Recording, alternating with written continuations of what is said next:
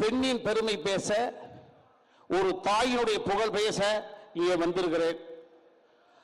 1972 ஆரம்பிக்கப்பட்ட அண்ணா திராவிட முன்னேற்ற கழகம் 52 வருடங்களை தாண்டி வெற்றி நடைபெறுகிறது. ஒன்று, 30 வருடம் ஆட்சி அதிகாரத்தில் இருந்திருக்கிறது. இதுல 5 அதிசயங்கள் நடந்திருக்கிறது. இந்த 5 அதிசயங்களுக்குள் ஒருவர் மட்டுமே இருக்கிறார். சொல்றேன். 1972 52 வருட காலம் இந்த கட்சி 30 வருடம் ஆட்சியில் இருந்த பொழுது 25 வருடம் சில்வர் ஜூப்ளி வருஷத்தை தாங்கிய பொழுதும் எடப்பாடியார் முதலமைச்சர்.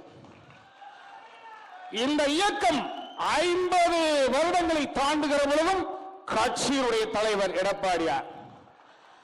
புரட்சி தலைவர் ஜெயலலிதா அம்மையார் அவர்கள் 75வது பிறந்த நாளை கொண்டுகிற பொழுதும் இந்த இயக்கத்தை வழிநடத்தும் பொறுப்பிலே எடப்பாடியார்.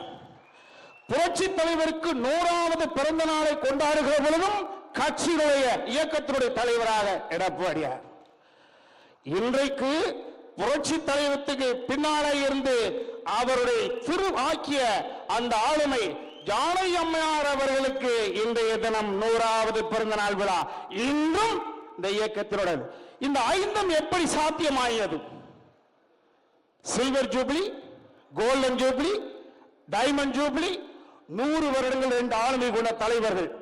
அப்பொழுது நினைச்சுக்கிட்டேன், ஒரு விஷயத்தில் தடுமாறாமல் தடமாறாமல் ஒற்றை தலைமை, ஒரு இயக்கம் ஒன்றே நேசித்தால் அவர்கள் உயர்த்தப்படுவார்கள். நான் கட்சிக்கு அப்பாற்பட்டு பேசுகிறேன். ஒரு விவசாயியுடைய மகன் என்ற முறையில் பேசுகிறேன். எப்படி இது சாத்தியமாயிட்டது? நேற்று இரவு யோசிச்சு பார்த்தேன்.